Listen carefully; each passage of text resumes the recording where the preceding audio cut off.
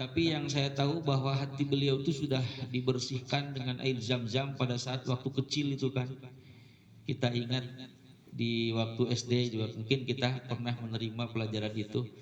Termasuk dalam riwayat-riwayat yang sahih gitu ya. Itu memang Nabi itu hatinya sudah dibersihkan. Sehingga kotoran-kotoran hati itu sudah suci.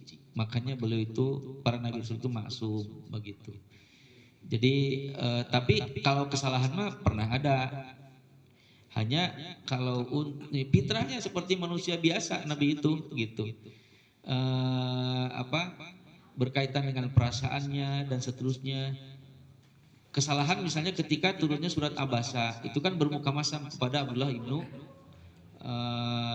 Ummi Maktum begitu sampai turun surat Abasa bermuka masam karena ketika itu menghadapi orang-orang kafir Quraisy yang diharapkan mereka itu menjadi masuk Islam karena yang datang itu adalah mereka para pemuka Quraisy. Ketika para pemuka masuk Islam maka ini menjadi kekuatan yang luar biasa. Padahal mereka datang itu untuk bernegosiasi dengan Nabi supaya saminggu sekali atuh salat ieu teh nanti ibadah teh anjeun ke ibadah ka pangeran kuring tah ayeuna kuring sararea ibadah ka pangeran anjeun. Jadi mencampur adukan malah itu. Sementara yang datang itu Abdullah ibnu Maktum, dia datang justru dengan hati yang betul-betul ingin mendapatkan pengajaran dari Nabi. Anja'ahul a'ma wa ma yudrika la'allahu yazakka dan seterusnya. Maka justru yang baik itu adalah Abdullah ibnu Ummi Maktum. Dia orang miskin tapi betul-betul dia itu. Makanya ditegurlah Rasulullah dengan turunnya ayat itu. Nah, termasuk juga adalah ketika beliau ditegur ketika ungkapan insya Allah gitu. Karena akan menjawab, saya akan menjawabnya besok tanpa mengucapkan insya Allah. Jadi ketika orang-orang kafir waktu itu di Mekah mengatakan yang tahu tentang urusan masalah Nabi, Rasul, malaikat dan seterusnya itu orang Yahudi cenah. Yahudi mah apalun nu kari rahib-rahibna teh pendetana.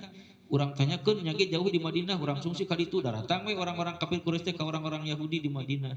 Di Mekah cenah ya jalma ngaranna Muhammad ngaku-ngaku Nabi jeung Rasul cik numutkeun aranjeun kumaha. Maka kata para pendeta Yahudi, tanyakanlah kepadanya di antaranya siapa itu Ya'juj Ma'juj, siapa Zulkarnain, siapa itu apa itu roh gitu. Tanyakan kepadanya. Bari jeung dipasihan bocoranana itu orang-orang kafir Quraisy teh. Lamun cocok cenah jawabanana berarti bener Nabi.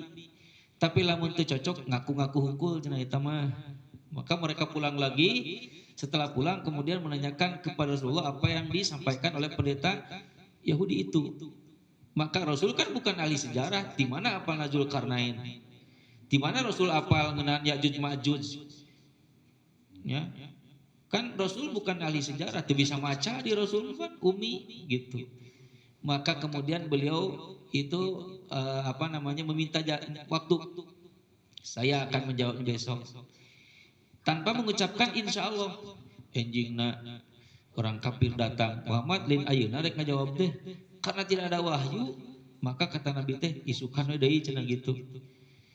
Enjingna ditagih deui anger teu aya. Rasul gelisah. Kamana Jibril teh cenah teu sumping-sumping. Enjingna deui galau Rasul tuh sampai kemudian wah eta mah dijelek orang-orang kafir Quraisy. Bohong cenah Muhammad mah isuk sore mun bahasa urang mah. Urang teu ngajawab cenah gitu.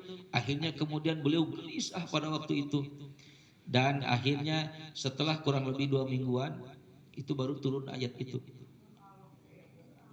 Surat Al-Kahfi itu menjelaskan Zulkarnain, Ya'juj Ma'juj, kemudian menjelaskan tentang ruh gitu. Di antaranya itu. Maka diselipkanlah di surat Al-Kahfi itu wala taqulanna li syai'in inni fa'ilun dzalika goda, dan janganlah kamu mengatakan aku akan melakukannya besok illa ayyasha Allah, kecuali sambil mengucapkan insya Allah gitu. Ditegur Rasul juga. Nah, jadi kalau berkaitan dengan kesalahannya memang manusiawi fitrahnya, kata Rasul innama ana basyarum mithlukum, aku ini manusia biasa seperti kalian.